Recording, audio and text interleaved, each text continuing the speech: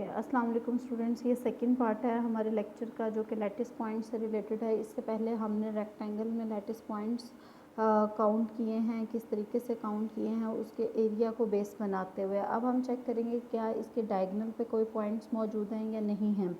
मतलब ये जो हमने रेक्टेंगल ली थी इसका ये वाला डायगोनल बनता है, इसका ये वाला पॉइंट 0 0 और ये वाला पॉइंट p/2 q/2 है। अब हम देखेंगे क्या लैटिस पॉइंट इस डायगोनल पे जो हैं वो मौजूद होते हैं या नहीं होते हैं। तो अगर आप देखें तो ये डायगोनल एक्चुअली एक स्ट्रेट लाइन है passing through O and Q। और इक्वेशन ऑफ स्ट्रेट लाइन अगर आप बात करें तो ये आपको ऑलरेडी पता है। इसकी इक्वेशन क्या होती है, y minus y1 is equal to m into x minus x1। अब ये जो m है, चूँकि दो पॉइंट्स में से आपकी जो स्ट्रेट लाइन है वो पास कर रही है, तो m इज़ इक्वल टू हो जाएगा y2 minus y1 over x2 minus x1। ठीक हो गया। तो ये जो 0 0 है इसको आपने x1 y1 वाला पॉइंट कंसिडर किया, p/2 q/2 को हमने x2 y2 का पॉइंट कंसिडर किया, तो y is equal to q/px। If lattice point mn, अगर जो लैटिस पॉइंट है जो कि mn हमने कंसिडर किया हुआ है, हम ये कहना चाह रहे हैं कि डायगोनल पे लैटिस पॉइंट मौजूद है, तो अगर mn आप उसको mn से लैटिस पॉइंट को डिनोट करें तो वो डायगोनल पे अगर मौजूद है तो डायगोनल की इक्वेशन को सेटिस्फाई करेगा। m की जगह पे x की जगह पे अगर हम m को रिप्लेस कर दें और y की जगह पे n को रिप्लेस कर दें तो इसमें कोई भी फ़र्क नहीं आएगा। तो ये आपके पास क्या बना, n p is equal to q m. It means p किसको डिवाइड करेगा, क्यू m को डिवाइड करेगा। और ये यहाँ पे किस तरीके से डिवाइड करेगा कि हमने डिविजिबिलिटी प्रॉपर्टी लगाई है कि अगर a b को डिवाइड करता है तो b is equal to some integer multiple of a आ जाता है। यहाँ पे हमने कह दिया q m is equal to p n, और इंटीजर जो है वो n जो है वो इंटीजर का रोल प्ले कर रहा है। इसके साथ साथ हमने स्टार्टिंग में डिस्कस किया था कि p और q जो हैं वो डिस्टिंक्ट प्राइम्स हैं। इट मीन्स इन दोनों का जीसीडी आपस में क्या है, 1 है। तो p जो है वो कभी भी q को डिवाइड नहीं करेगा। अगर q को डिवाइड नहीं करेगा लेकिन ये इन दोनों के मल्टीपल को डिवाइड करता है तो डेफिनेटली ये सेकंड नंबर जो कि q मौजूद है उसको डिवाइड करेगा। सो p डिवाइड्स सेकंड नंबर जो m मौजूद है उसको डिवाइड करेगा। सो p डिवाइड्स m। अब अगर आप देखें तो m की वेरिएशन आपने कहाँ से कहाँ तक ली थी, 1 से लेके p माइनस 1/2 तक ली थी। तो m जो है वो p माइनस 1/2 है। मतलब मैक्सिमम इतना हो सकता है जो कि p से छोटा होता है, तो p कभी भी m को डिवाइड नहीं करेगा। Hence no lattice point lies on the diagonal OQ पे कोई भी लैटिस पॉइंट लाई नहीं करता। डायगोनल पे अगर लाइन नहीं करता तो हम सेकेंड वे में किस तरीके से इसका एरिया फाइंड आउट कर सकते हैं, number of lattice point find out कर सकते हैं। अगर हम इस रीजन को ब्रेक कर दें, किस तरीके से ब्रेक करें, दो रेक्टेंगल्स की फॉर्म में दो ट्राइंगल्स की फॉर्म में ब्रेक करें। ये वाली एक ट्राइंगल आपके पास OQR और सेकेंड ट्राइंगल OPQ, तो इसमें हमने इसको ब्रेक कर दिया। Hence we count lattice points within rectangle OPQ not on the boundary by calculating lattice points in two triangles OPQ and OQR that don't lie on the boundaries। मतलब जो lattice points हैं वो boundaries पे lie नहीं करते, क्योंकि पहले हमने डिस्कस किया कि वो रेक्टेंगल की बाउंड्री पे लाई नहीं करते, फिर हमने डिस्कस किया कि वो डायगोनल पे भी लाई नहीं करते। इसके साथ साथ हमने एक एक्स एक्सिस के अलॉन्ग एक पॉइंट लिया है A। मतलब ये वाला एक ऐसा पॉइंट है जो कि एक्स एक्सिस पे है, तो वाई कोऑर्डिनेट 0 होगा, एक्स कोऑर्डिनेट हमने कंसिडर कर लिया के 0। अगर ये एक्स एक्सिस पे मौजूद है तो इसका इमेज वाई एक्सिस पे मौजूद है, तो इमेज को आपने टी का नाम दे दिया। अब अगर हम इस पे लैटिस पॉइंट्स की बात करें तो लैटिस पॉइंट चूँकि इंटीजर होते हैं तो ग्रेटेस्ट इंटीजर फंक्शन जो भी आएगा वो इसमें मौजूद नंबर ऑफ़ लैटिस पॉइंट्स होंगे। तो एक OQ हम स्टार्ट लेते हैं, late A of k, 0 be any point on OQ on OP and let them perpendicular through A meet OQ in T, जैसा भी हमने देखा है। So number of lattice points lying on AT कितने हो जाएंगे, ग्रेटेस्ट इंटीजर फंक्शन के equivalent आएंगे KQ/P। अब अगर आप देखें तो एक ट्राइंगल में जो नंबर ऑफ़ लैटिस पॉइंट्स हैं, दूसरी ट्राइंगल में जो नंबर ऑफ़ लैटिस पॉइंट्स हैं वो आपके पास इसके इक्वल आएंगे। ये वाला जो फर्स्ट एक्सप्रेशन है वो पहले ट्राइंगल में नंबर ऑफ़ लैटिस पॉइंट्स, और जो सेकंड एक्सप्रेशन है वो दूसरी ट्राइंगल में। यहाँ पे ये थोड़ा सा मिसिंग है तो आपने इसकी जगह पे ये लिख लेना है। अब अगर आप टोटल पूरी रेक्टेंगल की बात करें कि उसमें कितने लैटिस पॉइंट्स होंगे, तो वो इन दोनों के एडिशन के इक्वल आएंगे। तो ये सेकंड वे से हमने लैटिस पॉइंट्स काउंट किए हैं, लेकिन फिगर एक है तो इसलिए दोनों लैटिस पॉइंट्स आपस में क्या होंगे, आइडेंटिकल होंगे। तो ये जो समीशन है, जो पहले हमने इक्वेशन 2 में लैटिस पॉइंट्स कैलकुलेट किए थे उसके इक्वल आएगा। इसको हमने इक्वेशन में रिप्लेस किया तो ये आ गया -1 पावर p -1/2 इंटू q -1/2। ठीक हो गया। अब हम फर्दर इसको देखना ये चाहेंगे कि पावर जो है, चूँकि -1 की पावर है तो हमें ये मालूम है कि अगर -1 की पावर इवन हो तो ये वाला जो माइनस है वो ख़त्म हो जाता है, और अगर -1 की पावर ऑड हो तो आंसर माइनस में रहता है। हम लेट कर लेते हैं कि अगर ये वाली लेफ्ट हैंड साइड +1 के इक्वल है तो डेफिनेटली जो पावर होगी वो क्या होगी, 2 के मल्टीपल में। अब पावर में आपके पास 2 टर्म्स मौजूद है, इसमें अगर कोई एक भी 2 में के मल्टीपल में आ जाता है तो दूसरे के साथ जब मल्टीप्लाई होगा तो तब भी वो 2 के मल्टीपल में ही रहेगा और इवन रहेगा। इसलिए हमने कह दिया कि पावर में जो है वो जो पूरी पावर है अगर इवन होगी तो आपके पास आंसर +1 आएगा। इवन कब होगी, अगर आपके पास या तो ये इवन हो या फिर q -1/2 क्या हो, इवन हो। दोनों का इवन होना ज़रूरी नहीं है, किसी एक का इवन होने से भी हमारा आंसर इवन में आ जाएगा। तो अगर p -1/2 इवन है तो इट मीन्स ये किसके इक्वल आएगा, 2 के 1 के, और अगर q -1/2 इवन है तो ये किसके इक्वल आएगा, 2 के। इसको हमने सिंप्लीफाई किया तो आंसर क्या है, p = 1 + 4k1। मॉड की लैंग्वेज में हमने इसको कन्वर्ट किया, कॉन्ग्रेंस की लैंग्वेज में लिखा तो p कॉन्ग्रेंट टू ये वाला 1 एज इट इज़, प्लस जो 4 के साथ इंटीजर मल्टीपल है इसको हमने लिख दिया mod 4। सेम इसी पैटर्न पे हमने ये लिख दिया। मीन्स अगर आपके पास p या फिर q कॉन्ग्रेंट टू 1 mod 4 होंगे तो p/q इंटू q/p का आंसर +1 आएगा। नेक्स्ट हम माइनस वाली सिचुएशन को डिस्कस करते हैं। अगर पावर में 2 टर्म्स मौजूद हैं, उनमें से कोई एक भी इवन हो जाती है, अगर कोई एक इवन हो जाती है तो वो पूरी पावर क्या हो जाती है, इवन हो जाती है। तो ऑड के केस में ऑड कब आएगा, अगर दोनों क्या होंगे, ऑड होंगे। इसलिए यहाँ पे हमने एंड का यूज़ किया कि p -1/2 भी क्या होगा, ऑड होगा, और q -1/2 भी ऑड होगा,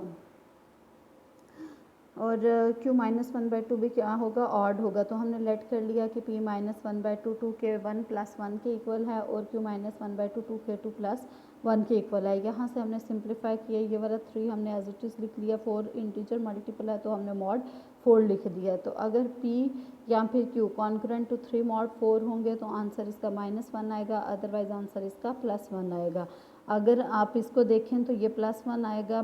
+1 आने के केस में p/q, अगर p या फिर q कॉन्ग्रुएंट टू 1 mod 4 है तो इट मीन्स p/q = q/p।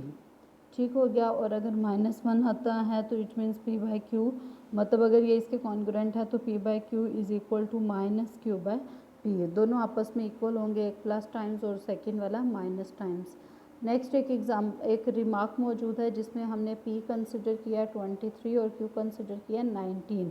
मतलब p और q की इन वैल्यूज़ के लिए हम टोटल लैटिस पॉइंट इस रेक्टेंगल में काउंट करना चाहेंगे तो इसका वही प्रोसीजर फॉलो करेंगे जो अभी आपने ग्रेटेस्ट इंटीजर फंक्शन वाले में फॉलो किया, और इसके आपने खुद कैलकुलेट करने हैं।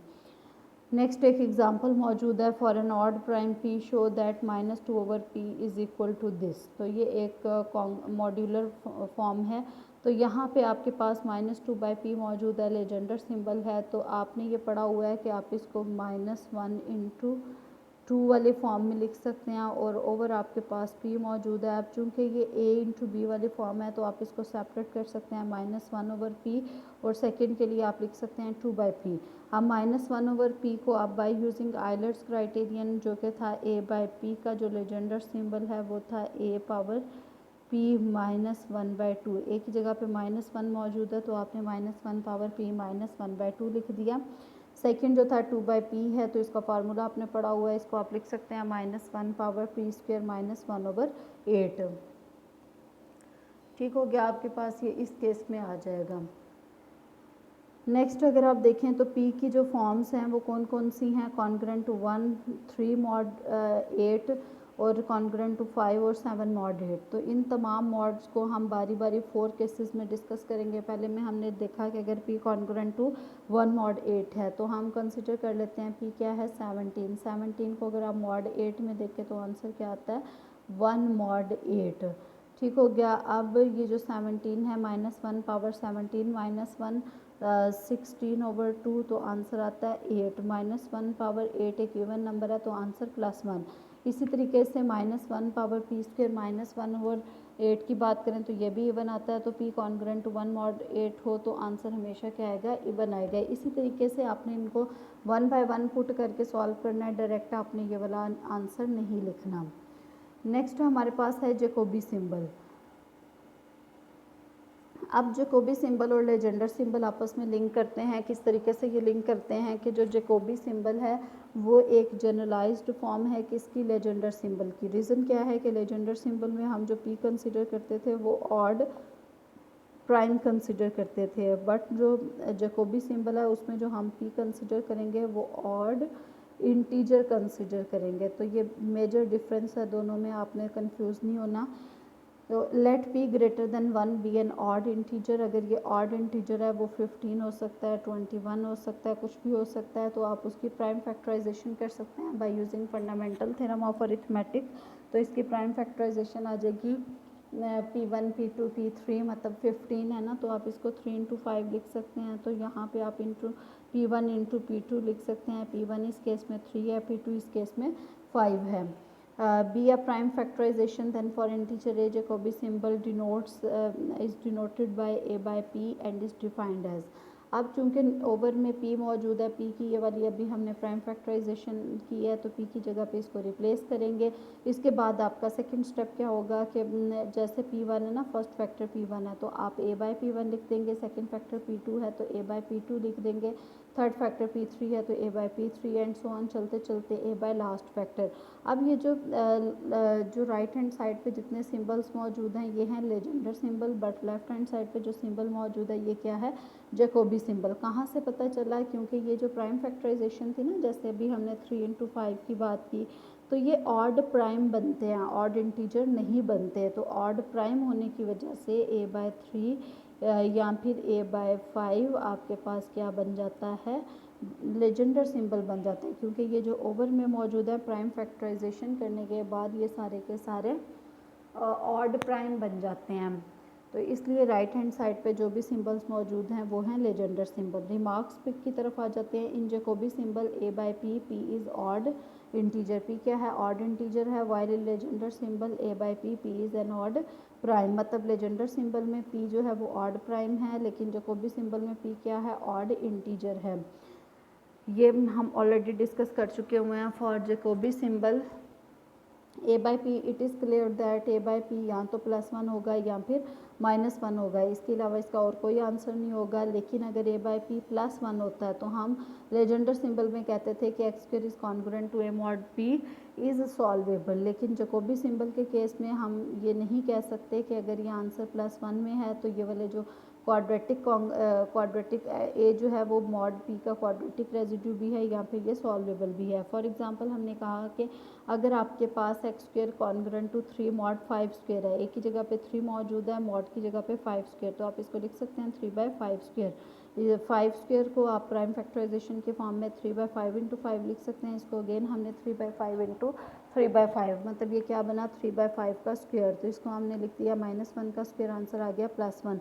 अब बज़ाहिर तो a बाई बी +1 है, तो इट मीन्स ये a जो है वो क्वाड्रेटिक रेजिड्यू है, क्वाड्रेटिक रेजिड्यू है तो ये वाली क्वाड्रेटिक इक्वेशन क्या होगी, सॉल्वेबल होगी। बट इस केस में ऐसा नहीं है। अगर आप यहाँ पे 25 के रेजिड्यूज़ को पुट करते हैं तो यहाँ पे x कोई भी जो वैल्यू है वो इस इक्वेशन को सेटिस्फाई नहीं करता, इट मीन्स इसका कोई भी सोल्यूशन एग्जिस्ट नहीं करता।